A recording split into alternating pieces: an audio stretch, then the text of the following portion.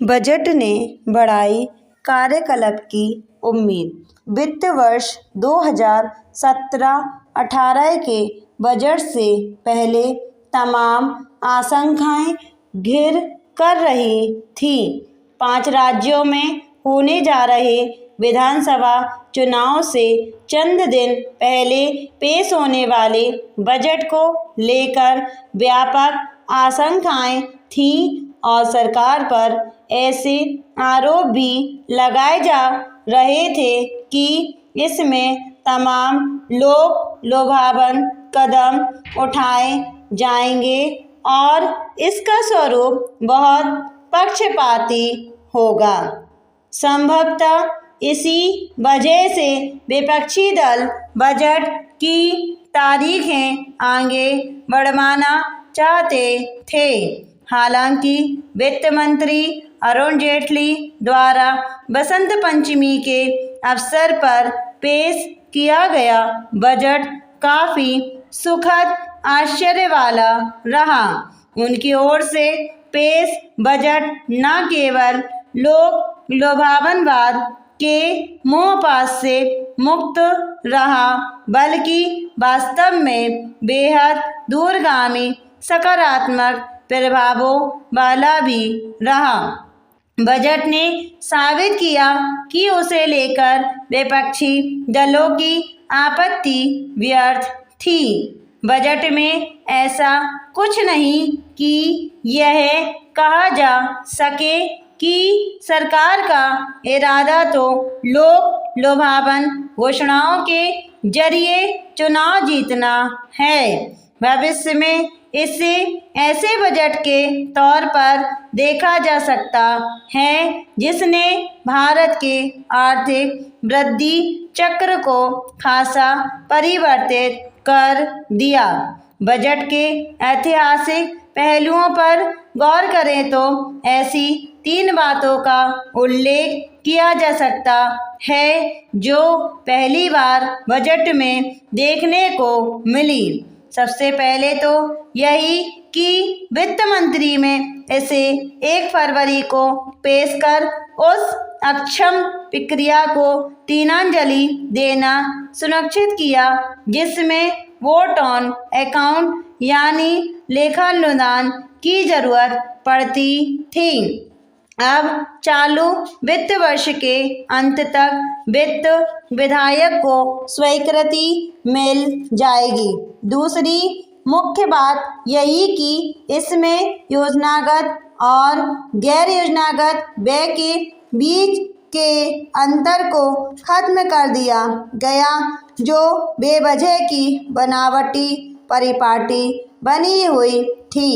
इसमें खत्म करने से अब पूंजीगत और राजस्व व्यय हिस्सेदारी का बेहतर तस्वीर सामने आएगी। यहाँ पर यह गौर करना उल्लेखनीय होगा कि राजकोषीय घाटे को जीडीपी के 3.2% तक लाने और इसके साथ ही राजस्व घाटे को 1.8% जबकि एफआरबीएम समिति ने इसके लिए 2% की सीमा सुझाई थी। तक घटाने में वित्त मंत्री ने निवेश और रोजगार सृजन को प्रोत्साहन देने की दिशा में जबरदस्त दूरदर्शिता और जिम्मेदारी का भाव दर्शाया। तीसरी बात का ताल्लुक रेल बजट को आम बजट में समाहित करने से जुड़ा है। इस प्रकार अलग से रेल बजट पेश करने की औपनिवेशिक परंपरा को खत्म कर दिया गया।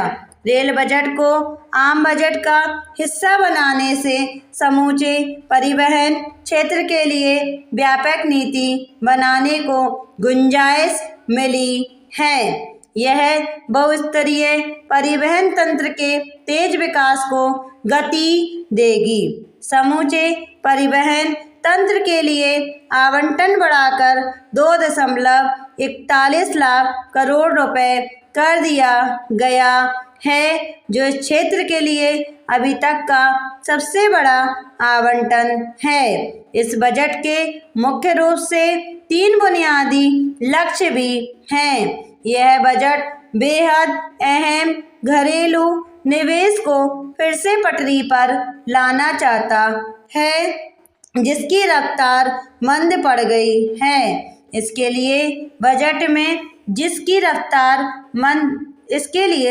में सरकारी पूंजीगत निवेश में 24.5% का भारी इजाफा किया है। यह बढ़ोतरी इस उम्मीद के साथ की गई है कि इससे निजी निवेश में तेजी आएगी। इसी कड़ी में सालाना 50 करोड़ रुपए से कम कारोबार वाले छोटे एवं मझोले उपक्रमों यानी MSI के लिए कारोबारी निगम कर की दर 30% से घटाकर 25% कर दी गई है। इनके अतिरिक्त कारोबार की राह सुगम बनाने पर भी खासा जोर है। इन कदमों से भारत में तकरीबन 96% कंपनियां सकारात्मक रूप से प्रभावित होंगी और उन्हें नई गति मिलने के साथ ही रोजगार सृजन की व्यापक संभावनाएं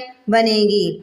ये 96% कंपनियां रोजगार के नए अवसरों को पैदा करने का काम करती हैं। इनका दायरा हर तरह की आर्थिक गतिविधियों तक है। इनमें सूचना प्रौद्योगिकी, रक्षा, चमड़ा, सामान्य इंजीनियरिंग तो है ही, सेवा क्षेत्र भी है। कर में रियायत से उत्साहित ये कंपनियां अच्छी संस्था में रोजगार पैदा करने का काम कर सकती हैं। बजट की दूसरी बुनियादी प्राथमिकता सीधे तौर पर रोजगार सृजन से जुड़ी है। देश में अधीर होते बेरोजगार युवाओं के लिए रोजगार की जरूरत को तत्काल पूरा करना समय की मांग थी। किफायती मकानों की योजना को इतने बड़े पैमाने पर प्रोत्साहन देने के पीछे यही मकसद है। अर्थव्यवस्था में इसके व्यापक अंतर्निहित जुड़ाव है और यह योजना सृजन का लक्ष्य हासिल करने में खासा योगदान देगी। कपड़ा और अन्य श्रम बहुल क्षेत्रों के लिए विशेष प्रोत्साहन और बुनियादी ढांचा क्षेत्र के लिए बड़ा आवंटन भी इस दिशा में मददगार होगा।